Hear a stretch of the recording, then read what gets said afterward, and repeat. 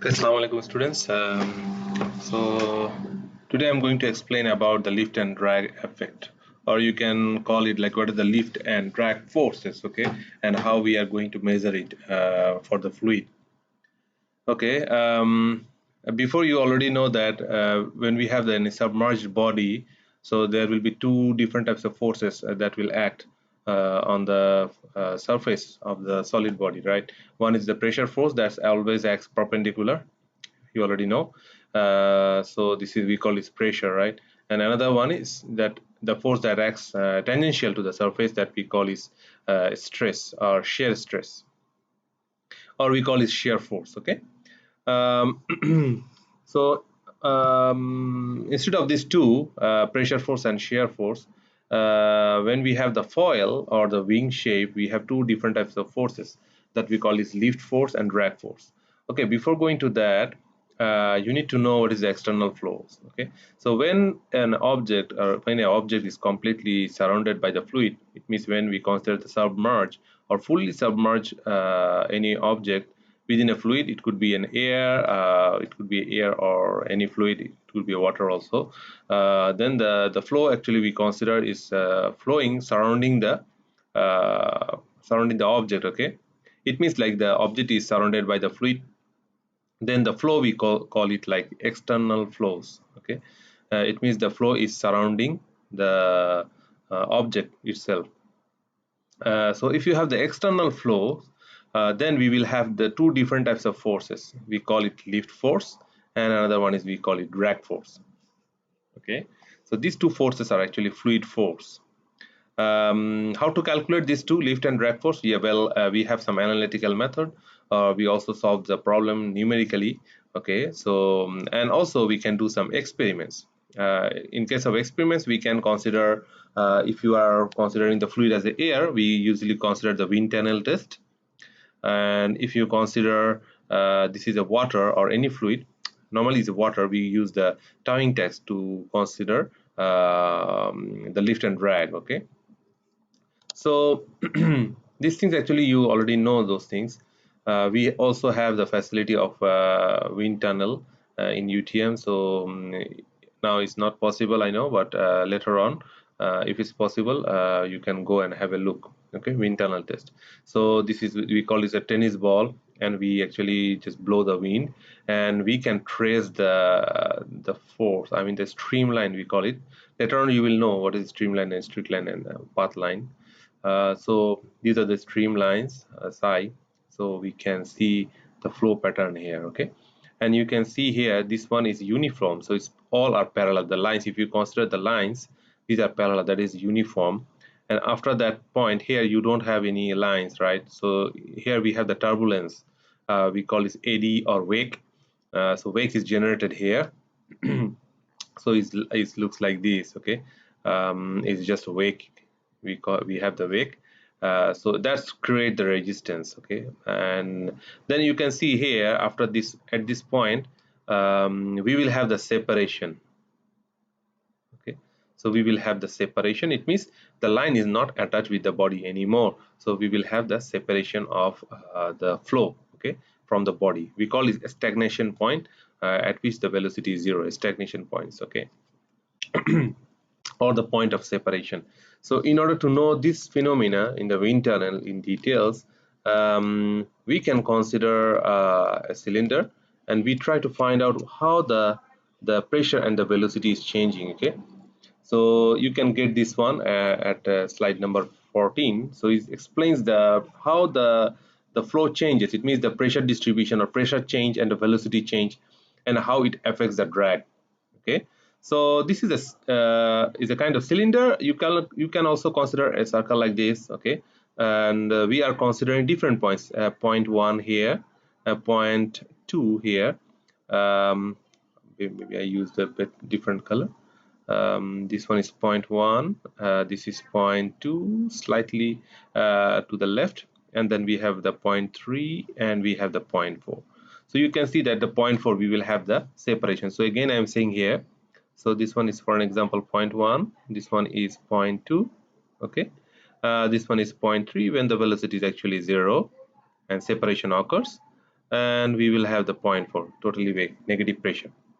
Okay, so here we have the uniform flow, right?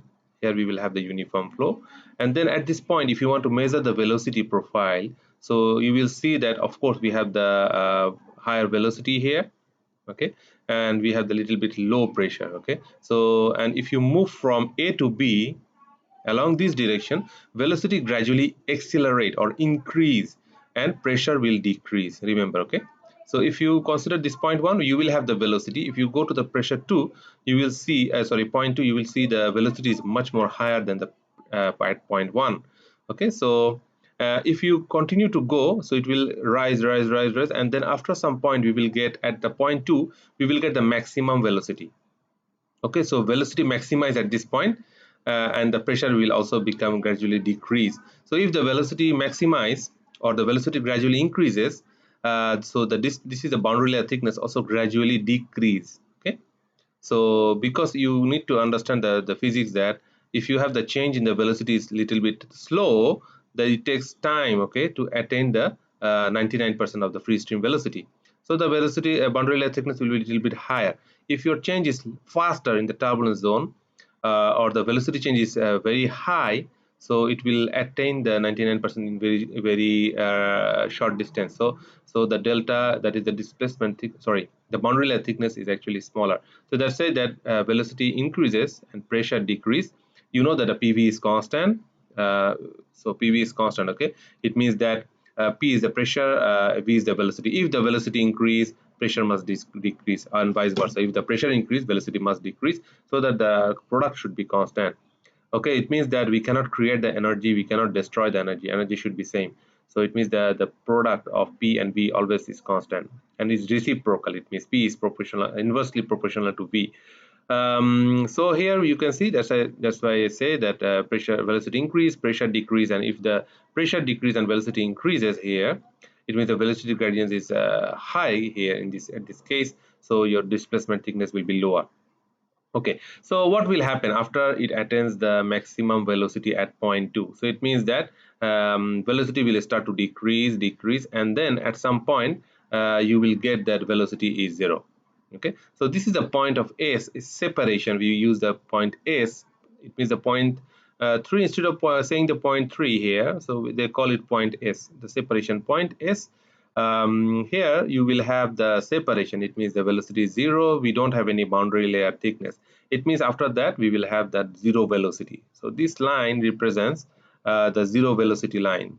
Okay, so and then if you go below it or beyond it, then we will have the negative pressure. So pressure gradually decrease and 0, and then if velocity 0, pressure 0, and then after that you go beyond it, then you will get the negative pressure. Okay, so you will have negative pressure. You can see here the pressure direction is negative, then it will gradually decrease and it becomes 0, and it starts to get positive.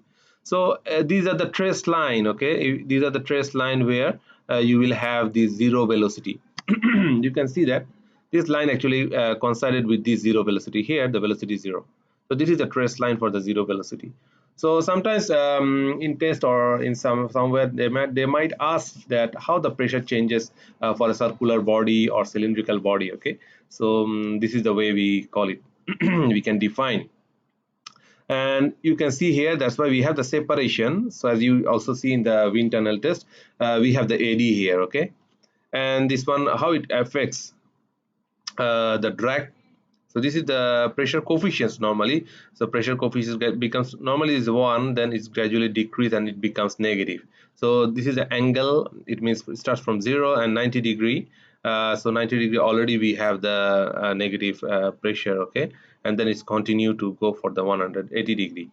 So 0 degree is angle of attack. Here is the 0, this is 90, and this is 180 degree. So this is just a flow. It's a plot. So sometimes they might ask you to describe the thing, so you need to draw it and then describe. So outside the boundary layer, what happened is said that velocity decrease at the point, okay, and then we will have the pressure acting on the surface go down. The boundary layer thickness is getting smaller until it reaches S, so it will become 0, and then after that the flow separates, so there will be no boundary layer. We will have only negative pressure. Okay, I hope you understand. So and then I just continue the things. It's very simple, okay, so not that much difficult. um, so towing test, as I said, we have the MTC towing test. Normally we use it for resistance test or frictional resistance test for the hull. We can also, if you have the wing foil, you can also have the, you can tow it and you can measure the force acting on it. Okay, we literally can calculate the lift force and drag force. Okay, so some literature also here. When the airplane fly through the still water line, I mean, sorry, the still air. This is a concept. Okay, which one is we consider is stationary? Which one is we are considering having the velocity? So normally, when the airplane is flying, we consider the air is stationary and the plane is moving with a velocity. It means the body is moving with a velocity of v through a stationary fluid. On the other hand, you can also consider your body is stationary and the flow is moving with a velocity. Okay, so we have two concepts, but it's okay, both concepts are true and you will get the same results. So you could have the body stationary, the fluid is moving, or you can also consider the fluid is stationary, body is moving. So both cases are true and identical. Okay, so to simplify the evaluation, we treat the situation as the flow, the fluid flow passed through a stationary body. So normally we consider, even you have the what we do in the simulation. So normally, if you have the plane, okay, so and the plane is flying through the air, so normally we cannot move the domain. Okay, so we cannot move the object throughout the stationary fluid or stationary air. So what we do, we recreate the scenario in such a way that we consider the plane is stationary and the fluid is moving.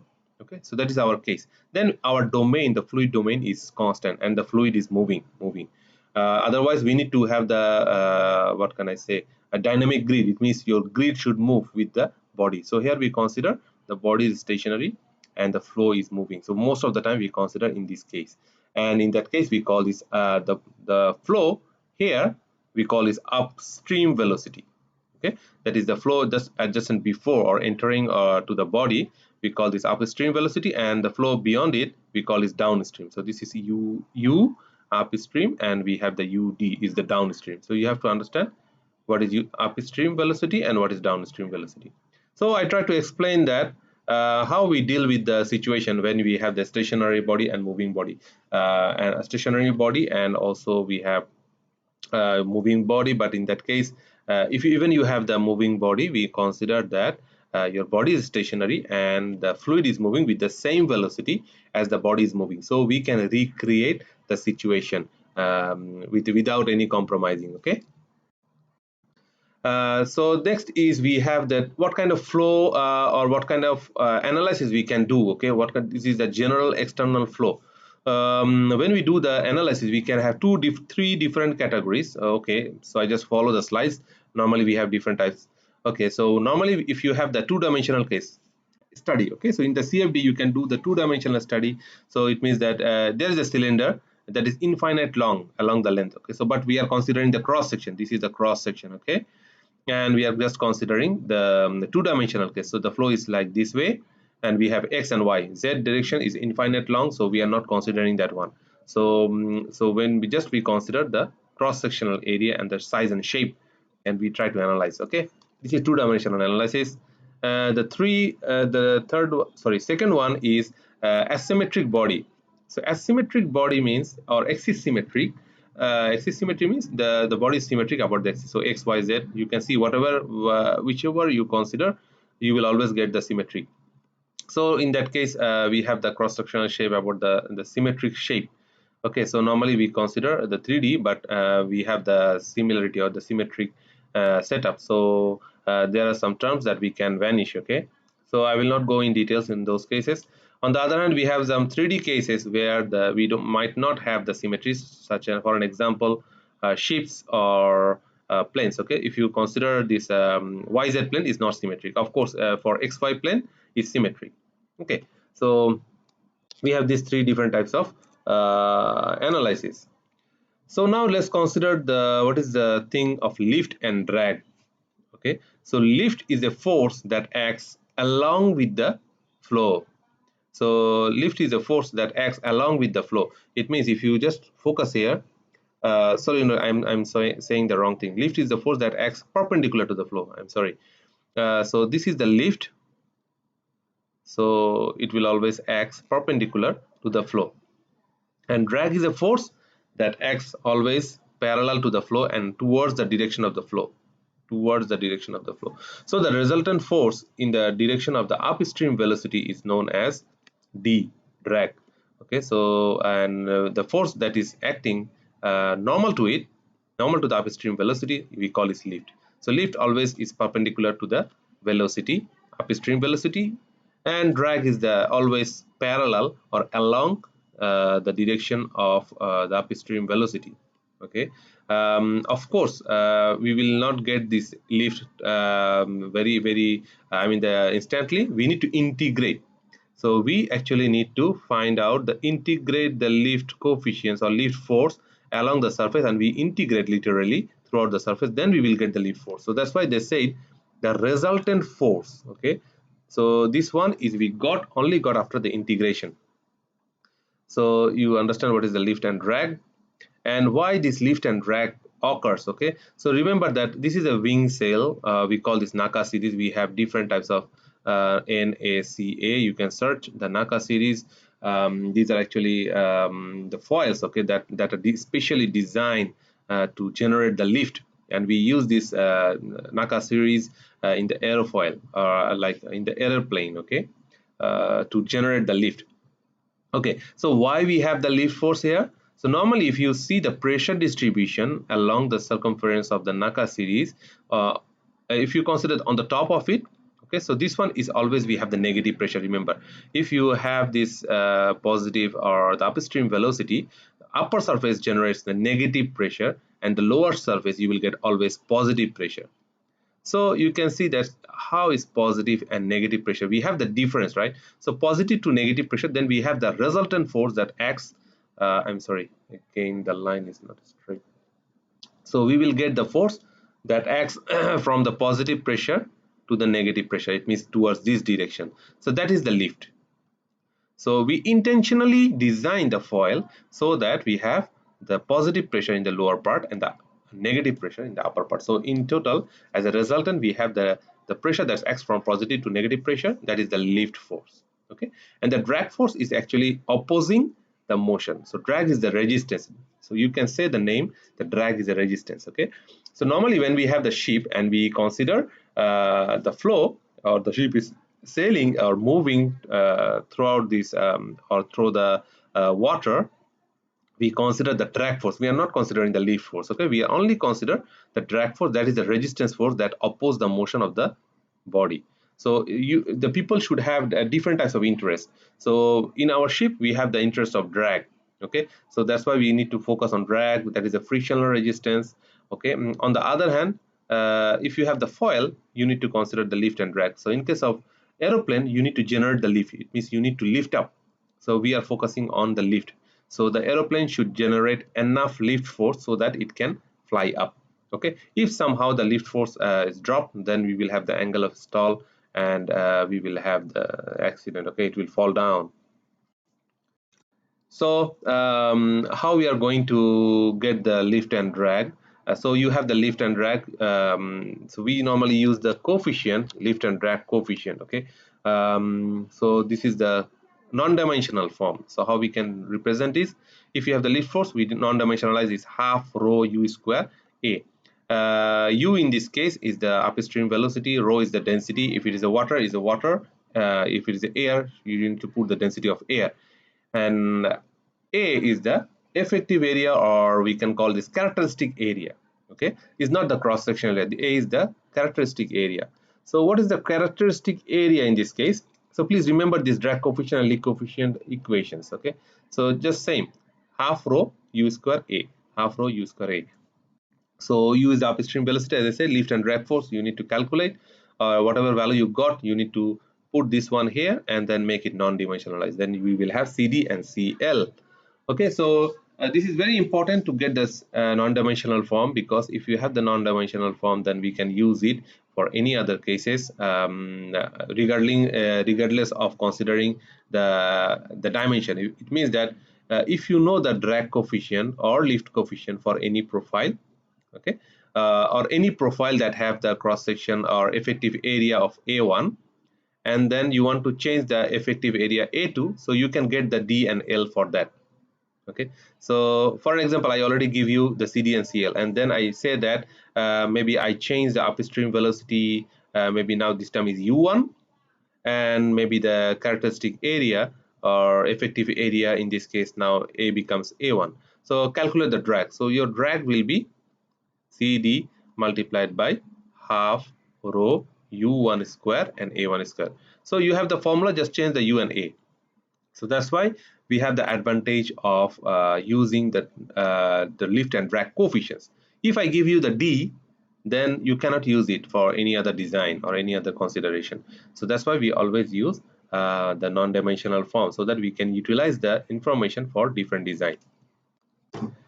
Next is the thing that is area. As I said, the effective area. So if you are dealing with the cylinder, so the area is not pi by 4 d square r square h or pi r square h. In this case, the area will be the projected area. If you are seeing this way, what will be the projected area? You will see the diameter d and the length, right, along this one. So your area will be d multiplied by L, remember. Okay, so it said that projected area seen by a person looking towards the object from the direction parallel to the upstream velocity. So you have to see along this direction, and you see the projected area, you imagine your area and then calculate. A should be, in this case, d by L, d multiplied by L. Okay, on the other hand, when you consider the wing, so we have different concept. In this case, we have to consider the parallel, no, not parallel, in the direction normal to the upstream velocity. It means in this case your u is this way, but your a will be chord length multiplied by span length. So c is the chord length, L is the span length. Okay, chord length and span length, then you will have the area is like this. Okay, so we have different concepts of calculating the effective area when we try to calculate the lift force and drag coefficient. Sorry, lift coefficient and drag coefficient. And next is how to get the lift and drag. As I said, you need to integrate, right?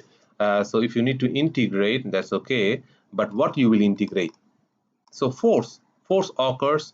There are two different types of force. As I said before, you have the pressure force, right, that is acts perpendicular to the surface, and we have the normal force, that is the shear. So perpendicular, and sorry, that's parallel, is tangential force.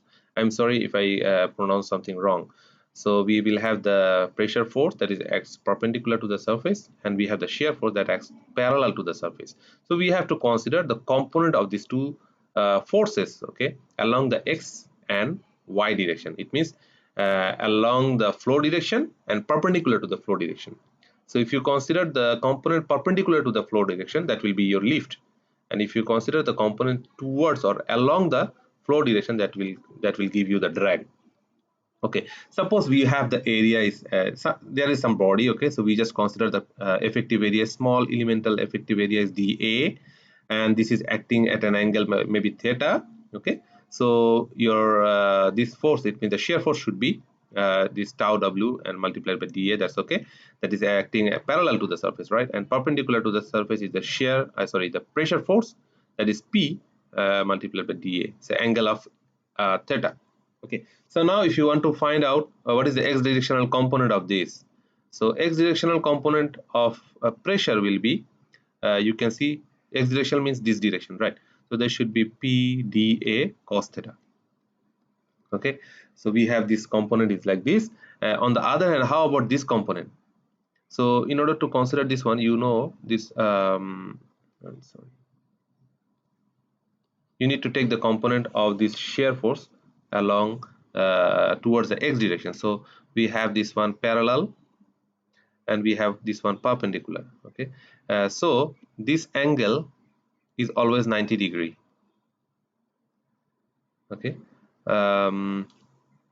then we have this x direction is this way. So this angle is from here to here, this is theta, right? So this one is theta. So for this one, that will be 90 degree minus theta. So the component of this one, the shear along the x direction will be tau w dA cos of 90 degree minus theta. It means it will become sine theta. Okay, so it will become sine theta. So you will have this pressure component and the shear component, shear stress component. So that will give you the drag. On the other hand, lift, in this case you need to consider the perpendicular direction, right? So in the perpendicular direction is easy. For the pressure, it should be always this should be sine theta, right? Along sine theta means in this case you have to consider this direction, right? Along the y direction. But you can see is negative y direction, so we should have minus. So we will have minus here.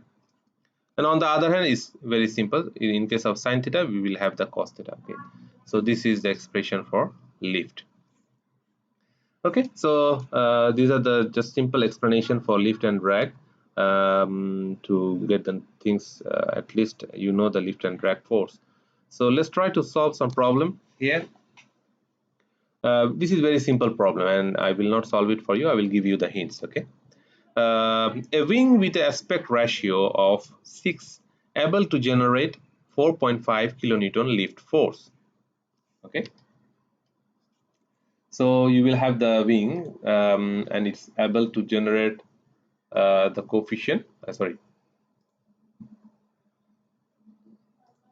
able to generate the lift force is L. The value of L is already given, and the flight speed is 60 meter per second. Estimate the length of the blade if the lift coefficient is 1.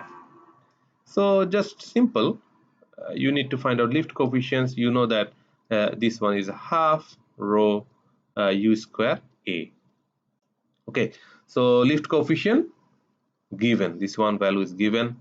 Lift, value of lift, so it will generate this kilonewton of lift, so you need to change it to the newton. Okay, so this one already have. The wing aspect ratio, estimate the blade, so is it the flight, so it means that rho should be the density of air. You can find it out from the internet. U, the ship speed, it means the flow, it means we consider the aeroplane is stationary, the flow is moving with a velocity of 60 meter per second, the same concept, right? So in this case u is actually 60. So if you substitute all the values, you will get a is what? A is the effective area, right? So in this case, this value is given as aspect ratio. So in this case, the aspect ratio is the square of the wingspan to the projected area. So in this case, the aspect ratio maybe we call this aspect ratio. According to this definition, is actually square of b square by a. I think it's like this. For the if you consider the chord length, constant chord length is actually b by c, but in this case we are considering the span. I mean the chord length is not constant; is gradually narrowing. Okay, because we have the wing is like this. So here the chord length is here. Is varying chord length. So in those cases we have to consider b square. That is b in this case is the span length. Span in this case is, hold on. So this is the b. Okay, so b square by a square. So in this case, just put the value of aspect ratio, that is 6. You already got the value of a, so just put the value of a here, and then you will get the b. So b is the length of the blade. Length of the blade means span. Okay, so this b is nothing but the length of the blade, that is the span length. So I think you can solve it. Okay, next. Okay, we will discuss more on the WebEx. Okay, don't worry. And example 2, let's see what is said. A Boeing 747 flight with a weight of 2.6 meganewton, okay, included the weight of the fuel, oil, and 100 passengers, can be take off with a speed of 225 km per hour by using the similar configuration, it means we will not change the angle of attack, flap setting, something like that. What is the speed the flight requires if it wants to take off with a completed with 372 passengers? Assume each passenger with luggage of is this much Newton. Okay, it means that you already have the data, you can fly, but now somehow you increase the passenger, then how much velocity you need to fly. So flying this much weight. So when the aeroplane flies, okay, so when the aeroplane flies, so we will have the weight acting downward, and that must be compensated by the lift, right? Remember, so lift must compensate with the weight. So in this case, it's actually weight is nothing but the lift force that you need to fly. Okay, so so you have already the established data. It means you already know the data. So we consider the lift coefficient. In this case, L half rho u square, then a, right? So this lift coefficient will be same. How much passenger you carry, the lift coefficient will not change. So this one, if I consider this one is lift force is L1, and rho is, of course, the density is always same. We are flying in the air. Suppose the speed is u1. Aspect ratio is we are using the same plane, so we are not changing the plane.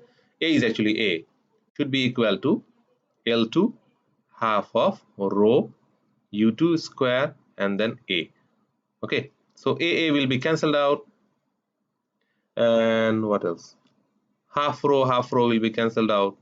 So you have this ratio, L by u1 square is equal to L2 by u2 square. So L1 is the lift for how much you need, how much we had before, 2.6 meganewton. You need to change the unit to the Newton, 10 to the power 6, divided by u square, u1 square, sorry, u1 square in this case is this much, kilometer per hour. You need to make it meter per second.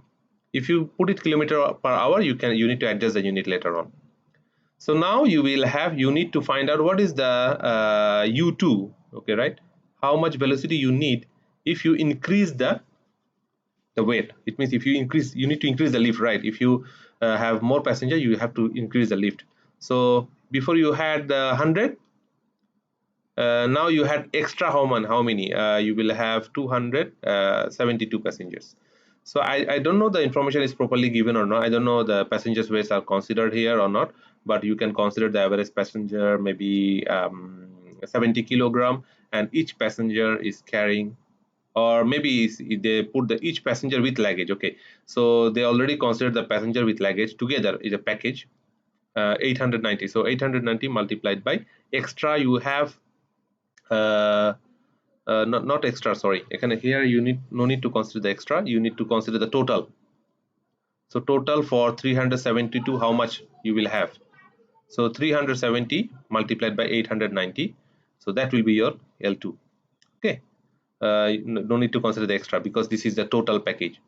This is the one situation, this is another situation. So it means 372 multiplied by 890. If you put it here, and L1 and U1 you already know, L2 you already know now, so you will get the U2.